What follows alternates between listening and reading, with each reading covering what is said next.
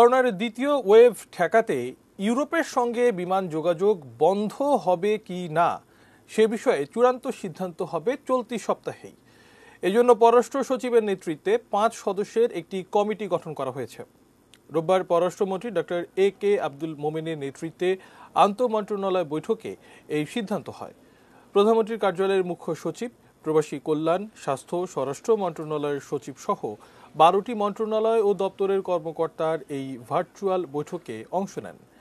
Europe থেকে নতুন করে করোনা সংক্রমণ ঠেকাতে বিমানবন্দরে স্ক্রিনিং বাড়ানো, মনিটরিং কঠোর করা, বিদেশ থেকে আসা যাত্রীদের সবার কোয়ারেন্টিন নিশ্চিত করা সহ বিমান চলাচলের বিষয়ে সভায় আলোচনা হয়। এসব বিষয়ে আগামী 4 দিনের মধ্যে সিদ্ধান্ত গঠন করতেই 5 সদস্যের কমিটি গঠন করা হয়।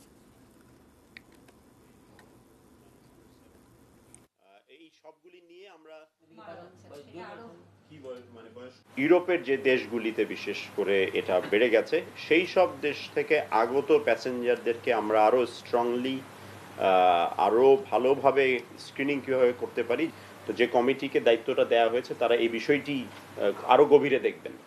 এই বৈঠকটি যেহেতু অনেক লম্বা সময় ধরে চলছিল, এখানে আর একটু ছোট আকারে করলে সিদ্ধান্ত গ্রহণে সহজ হবে এবং প্রাথমিক অনেক আলোচনাই কিন্তু হয়েছে, যেটা সিদ্ধান্ত ফর্মালি নেওয়া বাকি এবং আমরা আরো 2-1 দিন হয়তো অপেক্ষা করতে পারি। এই কারণে এই 4টা দিন সময় দেওয়া হয়েছে।